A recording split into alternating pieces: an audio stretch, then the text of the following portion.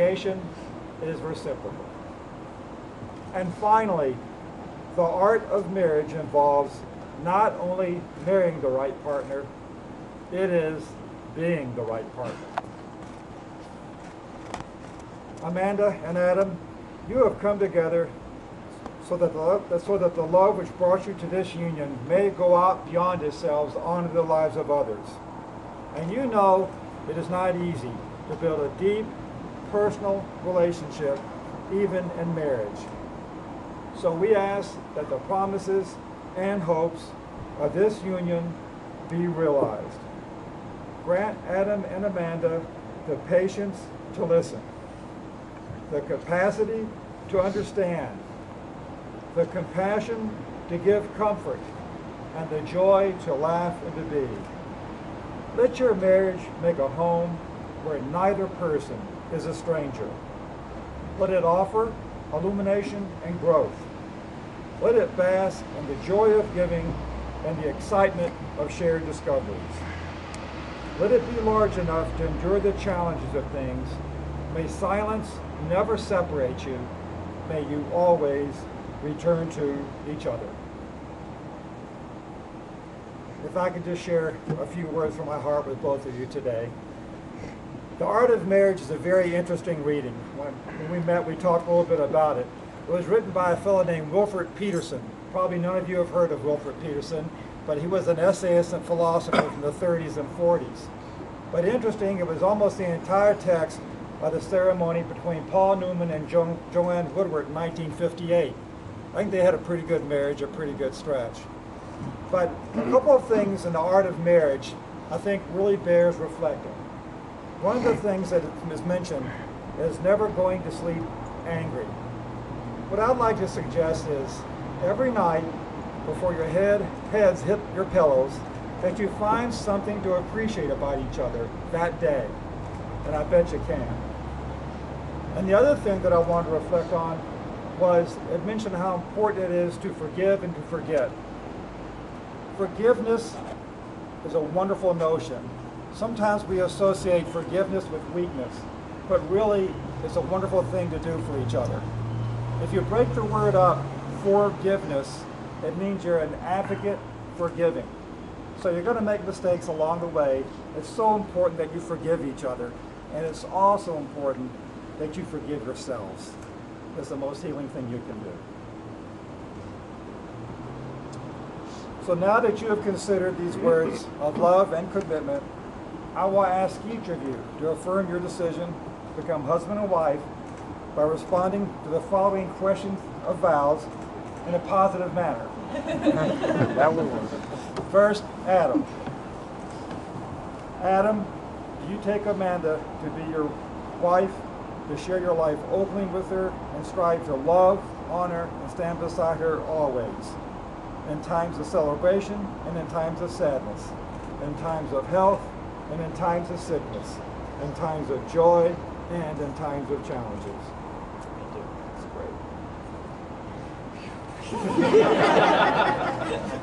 Amanda, you take Adam to be your husband, to share your life openly with him, and strive to love, honor, and stand beside him always, in times of celebration and in times of sadness, in times of health and in times of sickness, in times of joy and in times of challenges.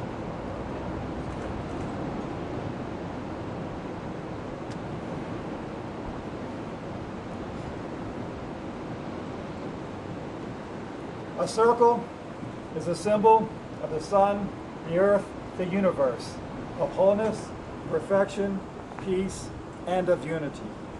Like circles, your rings have no beginning and no ending. They are tokens of the growing relationship you have come here to celebrate and to confirm. Adam and Amanda, as often as either of you look upon these rings on each other's fingers, please be reminded of the promises that you have made to each other today. And be reminded of the love and support that I know that you are receiving from your family and friends who have joined with you today. Adam, please take Amanda's ring. And as you place it on her finger now, please repeat after me. Amanda, with this ring, I join my life with yours.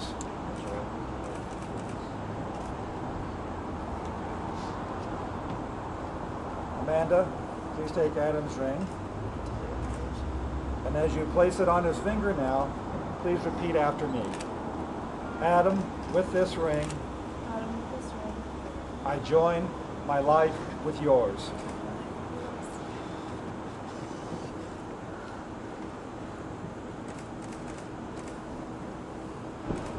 You have joined together, and together you shall go forth. Let there be spaces in your togetherness, and let the winds of the heavens dance between you.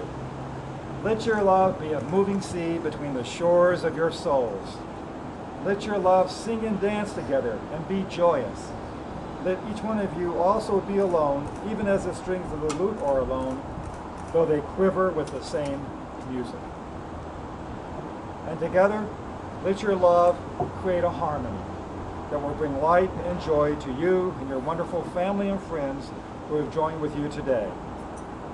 And now that you have offered each other the greatest and freeing gift of love, which is the truth of who you are, the possibilities are wondrous and exciting.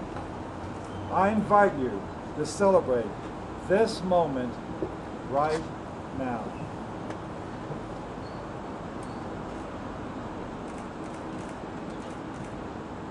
And every present moment. For the present is where true enlightenment and vibrant life can always be realized. So now I'm going to ask everyone present a very important question. And if you enthusiastically support this notion, I'd like to hear everyone say, "We will." I'm going to ask the question right now. Will everyone here do everything in your power to show your love, support, and friendship toward Amanda and Adam, not only today, but throughout their wedded lives together? We will. By the way, this means financial support.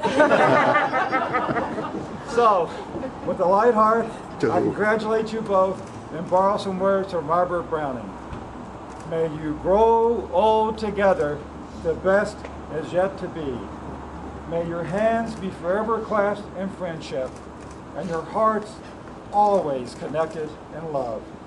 It is my honor and privilege and joy to announce, Adam and Amanda, you are now husband and wife. And you may kiss your lovely bride.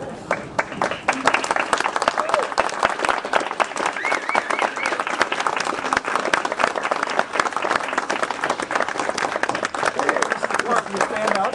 Oh, yeah, sure.